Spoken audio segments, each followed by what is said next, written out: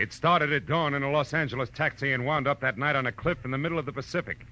All because of a Dutchman with $50,000, a corpse in a lily pond, and an Oriental with a chauffeur who wanted a cloak made of nothing but feathers. From the pen of Raymond Chandler, outstanding author of crime fiction, comes his most famous character in The Adventures of Philip Marlowe.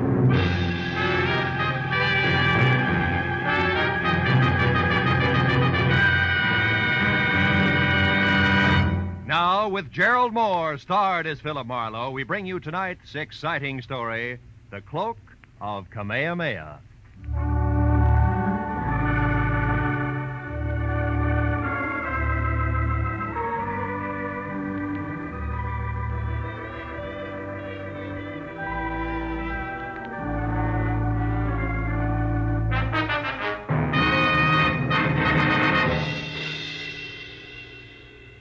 The message that a repulsively wide-awake boy who was missing a tooth front row center had delivered at 6 in the a.m. had come in two parts.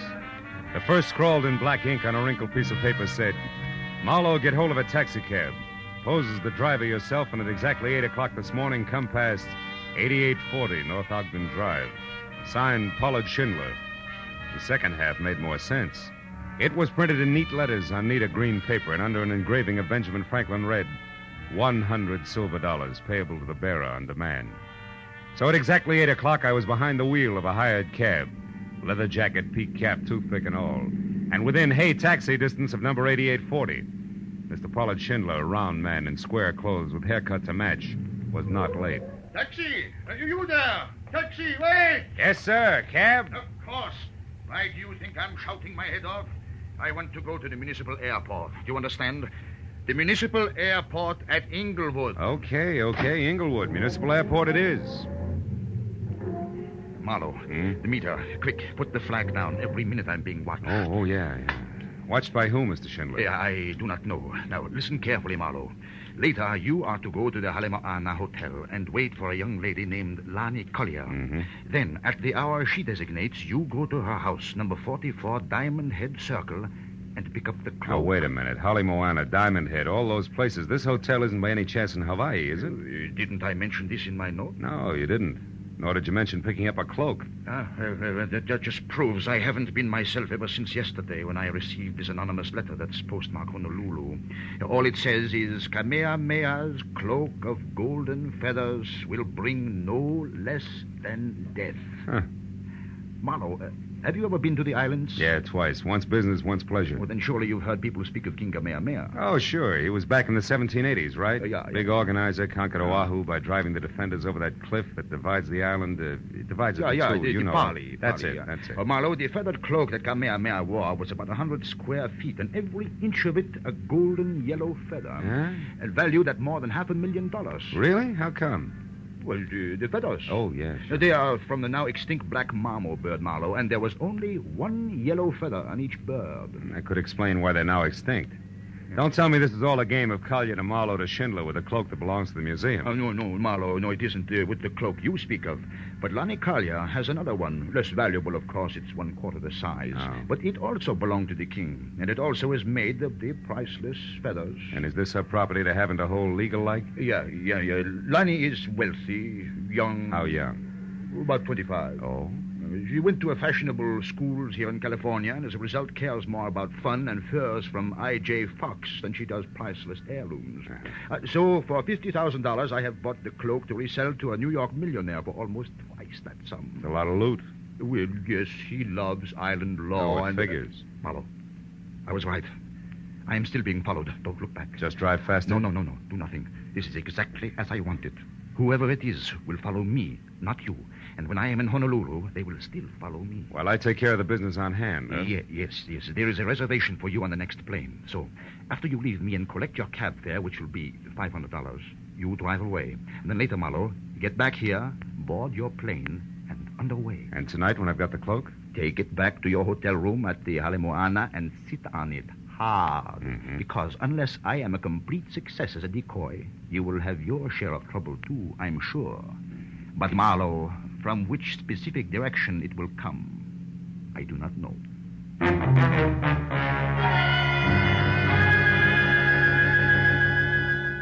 I got the $500, which was to cover expenses for my Honolulu trip, and I was told to keep the change. So after I'd returned both cab and costume to their owner, I added 10 to the original hiring price and had him drive me back to my apartment and wait while I packed.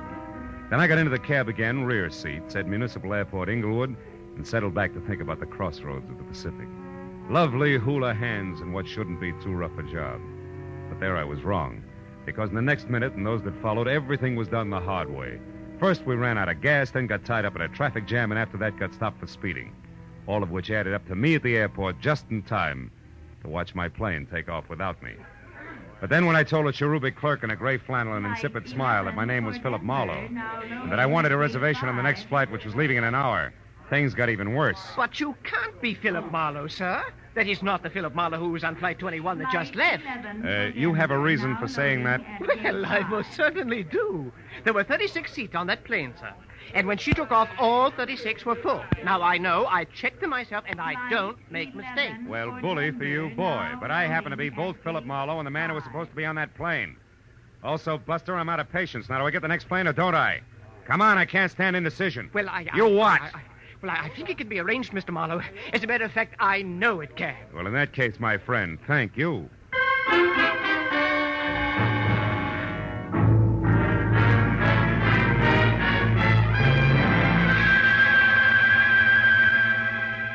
When we took off, my frame of mind left me ready and waiting for at least a crack up at sea. But an hour later, the last of California had slipped over the horizon, and there was only clear sky ahead. I began to relax. My mind drifted pleasantly. The flavor of the lime lifesaver in my mouth made me think of tall, wondrous, frosted Hawaiian punches. And the sinuous grace of lovely hula hands. But I opened my eyes again. Diamond Head was in front of us, and majestic in the red glow of the evening sun. It gave all of the lush Moana Valley I could see the texture of thick velvet. We landed like the airport was made of marshmallows. And a half hour later, I was in the lobby of the Halemoana Hotel. It was cushioned rattan and Filipino mahogany over cool tile. And everywhere, laughing, sunburned faces wearing bright splashes of color. So, smiling both inside and out, I walked briskly to the reservation desk and told a good-looking Hawaiian in white flannel that I was Philip Marlowe.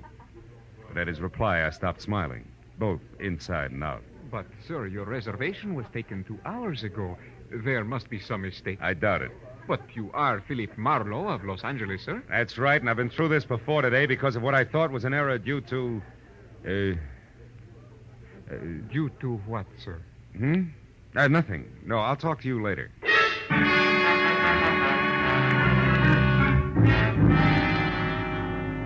There was a large circle of mirror on the wall behind the clerk. And even as we had talked, I caught the reflection of a beautiful tan girl in a cocoa brown suit, white pearls, and no stockings, who, at the mention of my name, had done a take that had made her long blonde hair whip straight out. When she saw me watching her, she pivoted sharply on a spiked heel and hurried toward a lanai under a banyan tree, where there was Hawaiian music and a lot of different-looking people drinking at glass-topped tables under a three-quarter moon. I stayed near the reservation desk long enough to light a cigarette, and then I followed her. She was seated away from the lobby entrance, and on a hunch that she might be Lani Kalia, I started for an empty table next to hers. But a middle-aged Chinese in gray gabardine and Panama to match slipped into the chair that I was after. So I forgot about being subtle, and addressing her as Miss Kalia, introduced myself as an old and dear friend of Pollard Schindler's, one Leland Dunn. Well, this is a pleasant surprise, Mr. Dunn.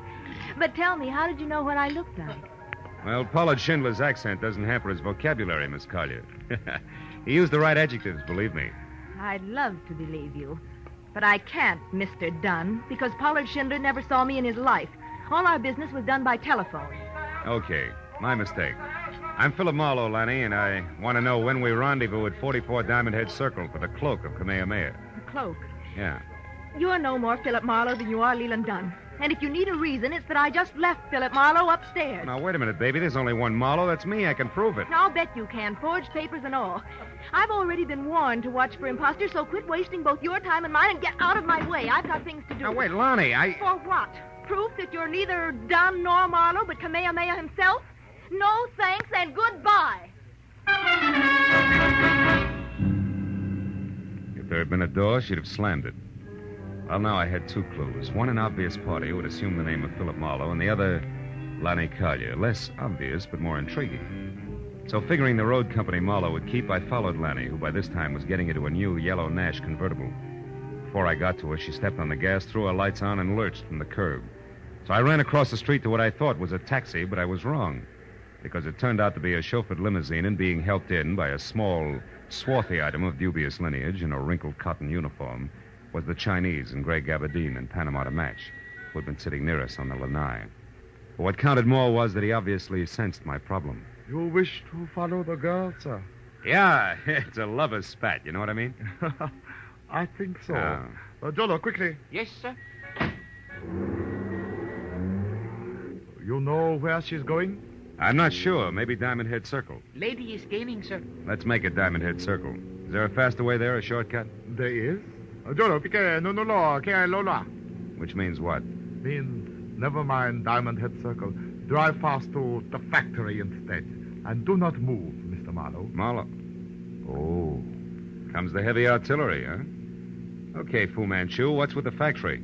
You out of the way until the cloak of Kamehameha is mine. Which won't work, because believe it or not, clever one, there's another Philip Marlowe who at the moment is a lot closer to that collection of fancy feathers than either of us. You lie. A stupid bid for freedom. I bet they will not get you. Jolo, that truck, look out! It was my chance. As we hit, I slapped at his gun and then jerked the handle of the door and jumped.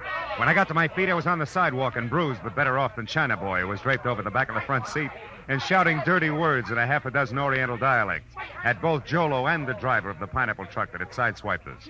A crowd that included a towering Hawaiian policeman who promptly told mine host to shut up.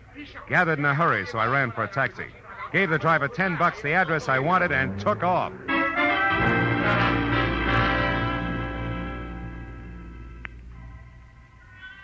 The street on which Lanny Collier lived was a neat curving strip that rose sharply from sea level up to the shadow of Diamond Head itself. And we were there in less than 10 minutes, but finding number 44 was something else. And another 30 minutes disappeared before we finally parked away from the place, which was glass, Kona wood, and you can't find the front door without a blueprint tucked deep behind a thick grove of date palms. I told the driver to back down the hill without using his motor. Then I slipped into the grounds and carefully moved toward the house, until what I thought was the trunk of another palm tree stepped into my path fast. Stop where you are. At the top, which was over 6.5 feet, there was a shock of flaming red hair. The whole frame was half covered in dirty yellow shirt, once upon a time white ducks and battered brown sandals. In broad daylight, it would have looked worse. You. Who are you? Someone with an appointment to see Miss Collier. Why, you belong to this place? Yes, and this place belongs to me as well. All of it. Miss Collier included. She's mine to protect. You understand that, Malahini? Malawich? Malahini. Greenhorn, tourist, the kind that I hate. Kind that's ravaging all that's beautiful. Stealing the islands from those to whom they belong. Now, take it easy, Red. I'm not here to ravage or stick your pretty island into my pocket when you're not looking. All I want is words with Lanny Collier. You're like the rest of them, trying with cunning and deceit to turn her head away from these shores and toward the mainland where you come from. I won't stand for it. Look, why don't we break this round table up and get to the house? I'm in a hurry. All right. But I'm sure that Lanny will be on my side. So sure, in fact, that we really shouldn't disturb the flower, should we? Should we? Oh! Malahini.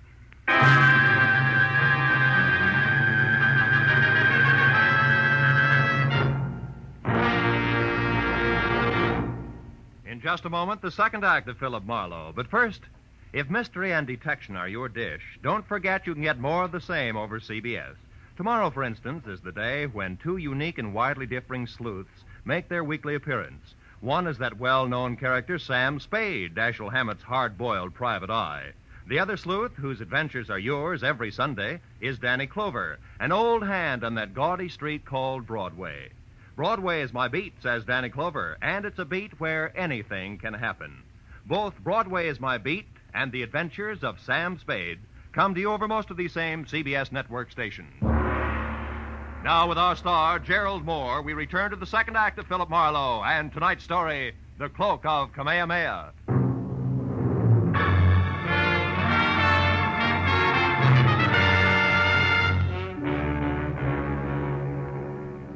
The red-headed lunatic with the slow, soft voice and fast, hard fist took me by surprise, and I wound up flat on my back.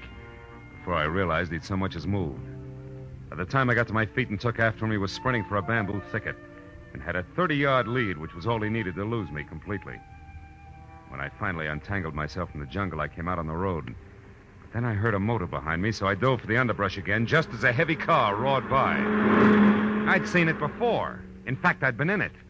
It was the limousine that belonged to the Chinaman. The back seat was empty, but the half-caste chauffeur, Jolo, who was crouched behind the wheel, drove out of sight like his life depended on it. As I walked back toward the house, I saw that a door was standing open and spilling a shaft of yellow light across the dark grounds. I started up the walk when it came. Then a second later, Lenny Collier burst into the path of light and ran for the open door. I went after her, caught her by one arm, and spun her around. No, let me go. What happened? Why'd you scream, Lenny? It was back there in the pond. Yeah? I heard a noise, and when I came outside, I found him. Found who? Come on, show me. I talked to him just a few minutes ago. I gave him the cloak. Yeah? Now it's gone, and he's dead with a knife in his back. What? There. Look, there in the water. Oh, brother. Who is it, Lenny? Do you know him? Yes. That's Philip Marlowe. Skin on my neck crawled as Lenny tagged the thing in the lily pond with my name. He was face down in the shallow water in 3 inches of crooked steel, and the ugly carved handle of a kris stuck straight up between his shoulder blades. Somebody had made a very grim mistake. But it took 5 minutes of argument and a thorough checking of all the credentials I carried to convince the badly frightened Lonnie. I dragged the body out of the water and up onto the grass. And then I went through his pockets. What did you find? A card. Oh? Yeah. From the Hawaiian Island Art Products Company, Limited. Number 12 Harbor Street. Mean anything? No, I've never heard of it. Oh, what's that on the back? Flight number and departure time of the plane I was supposed to take out of Los Angeles. Whoever he is, he's been one jump ahead of me all the time. Right up to your lily pond here. Was anyone with him when you gave him the cloak, a half-caste, and the chauffeur's uniform, for instance? No, he was alone. I gave him the cloak just as Schindler had instructed me to, and... Listen, Lonnie. There was a down-at-the-heel redhead here just before you came out. He claimed to be a friend of yours. Oh, that was Lawrence Cochran, the poet. That guy's a poet? Yes. At least he was going to be. He wrote one great poem years ago about 2 lovers who leaped to death over the Polly. Oh. To keep from being separated, and their souls turned into birds. It's still very popular here on the island. Mm-hmm. What happened then? Then he got the habit of drowning himself in gin. Now the natives call him Papuli, the crazy one. That's closer. Oh, he's always hanging around. I suppose he still believes he's in love with me. He's not so crazy. My mother wanted me to marry him at one time. Now that she's dead, he thinks he should look after me. Okay, Lonnie, let him keep thinking so. What do you mean? Well, I mean you can use a good watchdog right now. So when Cochran comes back, you make him park on your doorstep, and you stay inside and be careful. With guys named Philip Marlowe getting knives in their backs, I've got a few things to do myself, but fast. I'd like to borrow that souped-up convertible of yours, Oh, where are you going? Number 12 Harbor Street, and the Hawaiian Island Art Products Company, Limited.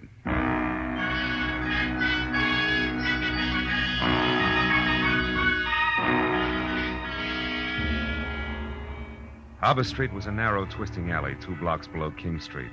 A kind of social sargasso where the derelicts of the Pacific quietly foundered in dives built into the damp crevices between warehouses. However, number 12 turned out to be practically a blank wall. There was one small window high up, a door with a heavy iron grill over the glass, on which Hawaiian Island Art Products Limited, I.K. Lee, President, was painted in small black letters, and a thin passageway blocked by an iron gate at the side of the building. A light burned inside, but the door was locked. So after I'd ruined my shoe shine and skinned all my knuckles, I managed to climb over the gate and edge down the passageway to the rear, where I could hear water running. There was a marble fountain playing in the center of a walled garden as oriental as the Forbidden City. I eased across its rigid daintiness to an open door, peeked in, and then reached for my gun because sitting inside at his sleek white mahogany desk was the Chinaman in the gray Panama. Well. This is a somewhat unexpected turn of events. Please, be careful with that gun, won't you? You be careful, Lee, and you won't have to worry about the gun. Now, tell me something. Why'd you break your neck to get Kamehameha's cloak, anyway? You know what'll happen if you ever try to sell it? Oh, my good man. I can sell that cloak every day for the rest of my life. A few feathers at a time. Yeah? The world must be full of feather collectors, huh? But it is. I manufacture the beautiful feather lace islanders wear on their hats. And while the bird is extinct, the desire for its gleaming feathers is not.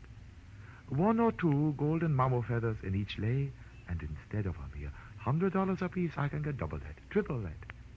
Now do you understand, Mr. Marlowe? You've got things a little mixed up, haven't you, Lee? Mixed up how so? Yeah, your boy Marlowe is dead up at Lonnie Collier's place. Oh, that. No, that was a Mr. Blake, an easily accessible gentleman I hired on Main Street in Los Angeles. He only pretended to be you, for obvious reasons. To intercept the feather cloak, huh? Oh, yes. I've known all about Pollard Schindler's plans since their inception. I followed every move he made. In fact, it was I who caused all your trouble on the way to the airport this morning, by means of a bribe to your driver. Yeah. Aren't you the one? Yes. Too bad you won't be able to keep your nest lined with Kamehameha's bathrobe after all, Lee. Because I'm going to walk out of here with it, or big chunks of your puss, now name it. The cloak now. Oh, I'm to gather from this you don't have it, Marlowe. Shrewd observation. And that Schindler, as I suspected, has tricked us You're both. stalling, Lee. I'm warning you. Start talking. Oh, that's all I wanted to find out. Go ahead, Jolo. That is judo, Mr. Marlowe. Almost like magic, isn't it? Jolo can break your back if I tell him to, Marlowe. So you behave. Schindler has the cloak, no doubt about it. So I must find him at once with no interference from you. So, Jolo, you have his gun. Yes? Lock him inside. Keep Marlowe until I call. I may need him later. From something the half-caste had done to my spine. With the edge of his hand, my legs were paralyzed. I felt like the practice dummy in a school for chiropractors. Oh, every joint in my body ached when I moved. So I didn't move until the feeling oozed back into my legs. And then I wobbled to my feet and looked around. There was the small high window I'd seen from the street. A heavy chair, a desk with a lamp, and something like a picture framed in bamboo on the wall. I glanced at it and then I looked back. And kept looking hard for a long, long time until I finally realized what it meant. The answer to the whole thing was contained in that bamboo frame. I had to get out and get out fast. I unplugged the lamp, plastered my back against the wall next to the door, and tapped on the lampshade to intrigue Jolo into coming in. It worked. When the knob turned slowly, I threw the lamp up at the window. A crash brought the door open with a jerk, and Jolo stepped in with my gun in his hand. What is going on here, Mr. Where are you? Answer. Right here, Jolo. Come on, get up. I've got some magic to show you now. A trick I learned in Kansas called a haymaker.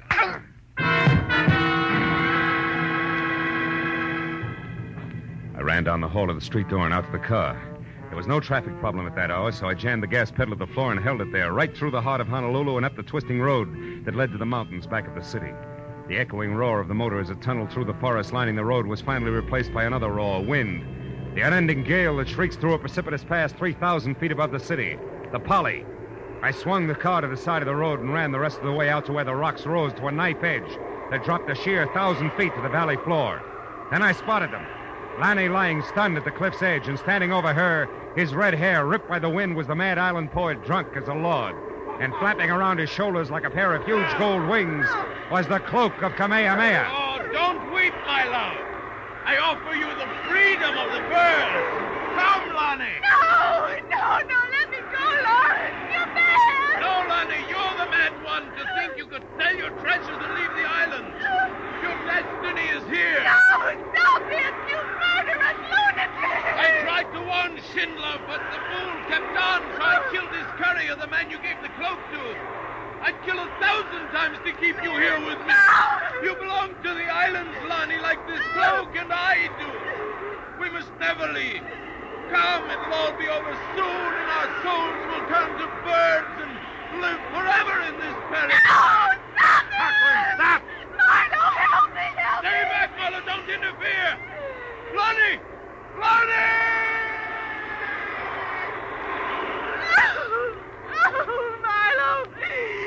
Marlowe, he slipped, he fell over. I know. Are you all right, Lanny? Yes, I'm okay. Marlowe, look. The cloak. Cochran must have lost it as he fell. The wind brought it back here to me. I don't want to touch it ever again. I know what you mean. Come on, baby. I'll carry it for you. Let's get out of here.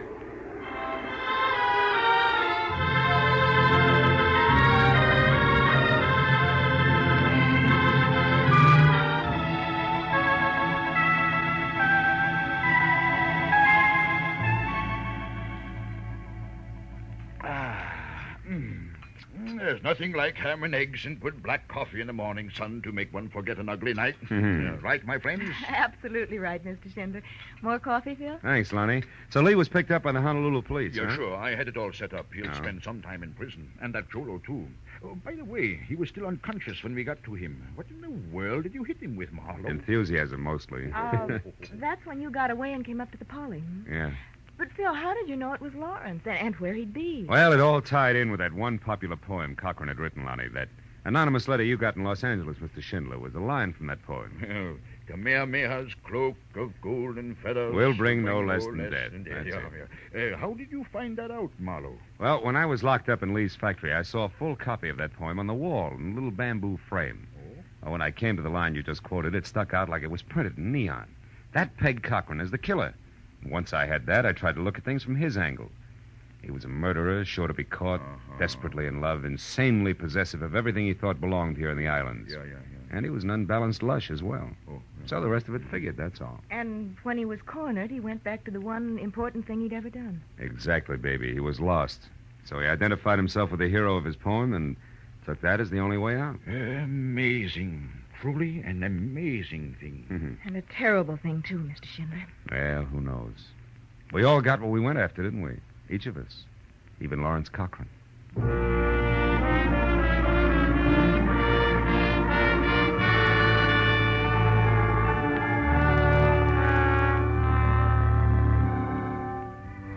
After Schindler left to catch a plane for the mainland, and Lonnie said aloha and left to get ready for our date, I sat on the lanai of the hotel and watched the sweep of the Pacific from Diamond Head to the hills across the harbor. From the white sands of Waikiki, the green shallows over the reef, to the purple depths beyond. And as a warm wind whispered through the palms, and a native strummed his ukulele under a banyan tree, I heard Lonnie whisper aloha. Aloha. What does aloha really mean?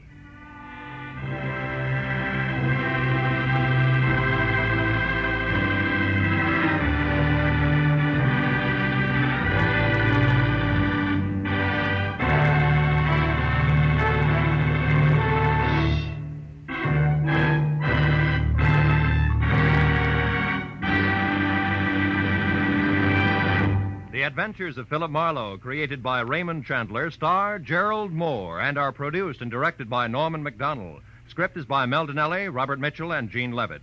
Featured in the cast was Barry Kroger with Lorette Philbrandt, John Daner, Paul Frees, Byron Kane, and Clark Gordon. The special music is by Richard O'Runt. Be sure and be with us again next week when Philip Marlowe says... The thick fog that clung to Los Angeles made searching for the girl who was going to kill herself slow and easy. But in the end, I'd have settled for that and more because murder happened twice before I found the lady in mink.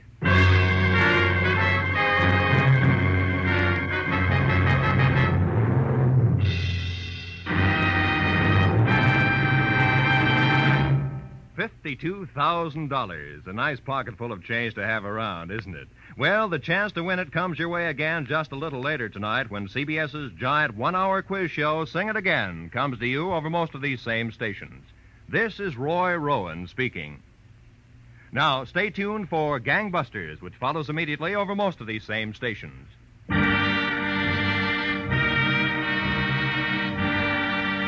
This is CBS, the Columbia Broadcasting System.